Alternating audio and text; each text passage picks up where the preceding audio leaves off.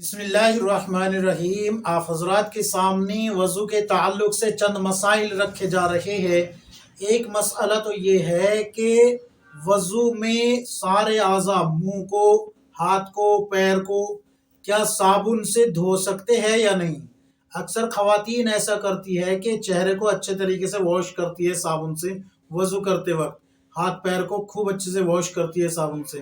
تو شریعت کا کیا حکم ہے اس بارے میں؟ ایک مسئلہ تو یہ حل کرنا ہے آپ کا۔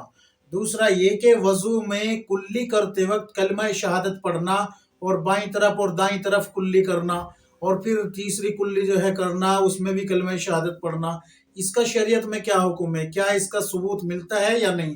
اور تیسرا مسئلہ یہ کہ اگر مسواک کی بجائے برش کیا جائے ٹوتھ پیسٹ کے ساتھ، تو کیا وہ مسواک کے قائم مقام ہوگا یا نہیں؟ کیا وہ اس کا ثواب بھی مسواک کی طرح ملتا ہے؟ یہ چند مسائل آپ حضرات کے سامنے رکھ رہا ہوں۔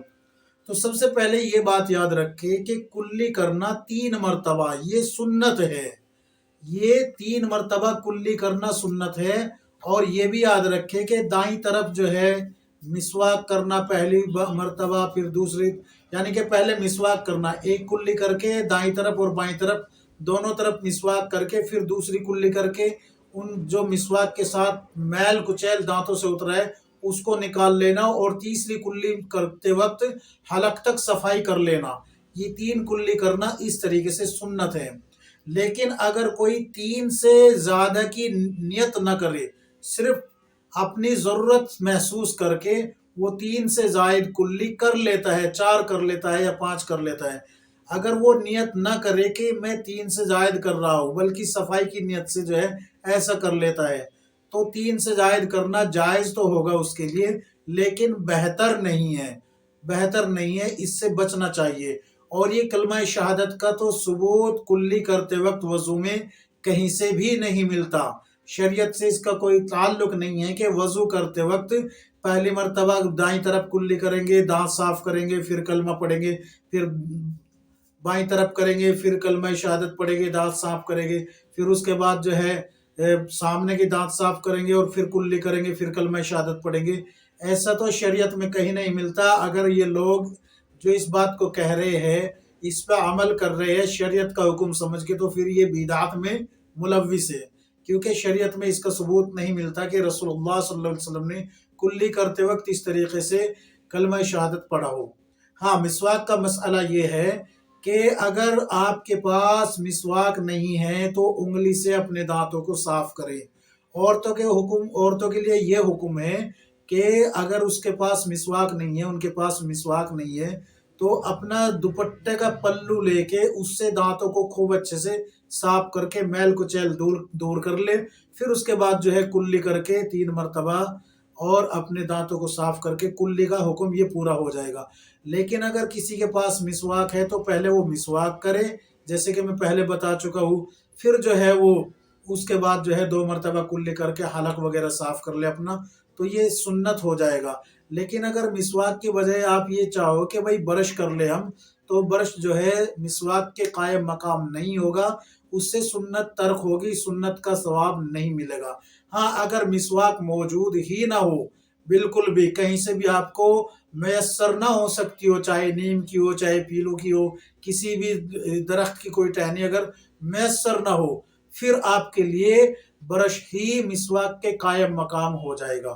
اب آتے ہیں کہ عورتیں جو وضو کرتے وقت صابن رگڑ رگڑ کے اچھے سے خوب جو ہے واش کرتی ہے، خوب رگڑتی ہے، تو اس سے جو ہے وضو میں ایک کام یاد رکھے، ایک بات یاد رکھے، سنت وضو یہ ہے کہ پے در پے، یعنی کہ ایک اعضا سوکھنے سے پہلے دوسرے کو دھونا۔ اب اگر آپ پہلے دونوں ہاتھوں کو بھگو لیا، ایک ہاتھ کو دھویا آپ نے، ایک ہاتھ کو صابن سے دھو لیا، تو جب تک آپ دوسرا ہاتھ دھوئے گی تو پہلا سوکھ چکا ہوگا، جس سے کہ سنت ترک ہو جائے گی، اور سنت ترک ہونے سے وضو کیا ہوگا؟ مکروہ ہو جائے گا۔ اور اسی طریقے سے جب آپ دونوں ہاتھ کو دھو چکی ہوگی تو ظاہر سی بات ہے ایک تو آلریڈی سوکھ چکا ہے، لیکن جب صابن سے رگڑ کے آپ اپنے فیس کو صاف کرے گی، چہرہ دھوئے گی، واش کرے گی، تو وہ دوسرا ہاتھ بھی سوکھ چکا ہوگا، اس سے اور شدید کراہت پیدا ہو جائے گی۔ پھر آپ جو ہے پورا چہرہ دھونے کے بعد مسح کرے گی وغیرہ وغیرہ، ہاتھ دھو کے چہرہ دھو کے، مسح کرے گی، پھر آپ اپنے پیر دھوئے گی تو اس میں بھی صابن کا استعمال کرے گی۔ تو اس لحاظ سے بھی جو ہے ایک پیر دھونے کے بعد جب آپ دوسرا دھوئے گی تو بھی وہ پہلے والا سوکھ چکا ہوگا اور دوسرا دھوئے گی۔ بعض علماء کے نزدیک یہ ہے کہ پے در پے سے مراد یہ ہے کہ ایک اعضا سوکھنے سے پہلے دوسرا دھو لیا جائے۔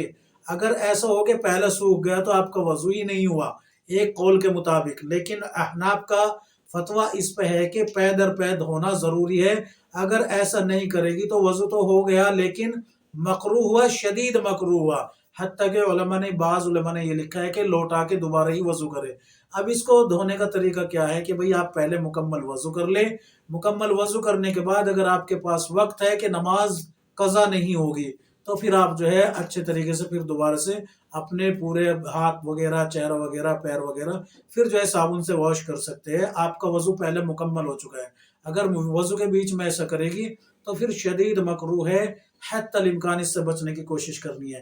یہ تمام مسائل میں آپ حضرات کے سامنے جو رکھ رہا ہوں، کتاب النوازل جلد نمبر 3 صفحہ نمبر 72، 82، 83، 84، 85، 86، 87، 88 تک آپ دیکھ لیجئے، یہ تمام مسائل مل جائیں گے۔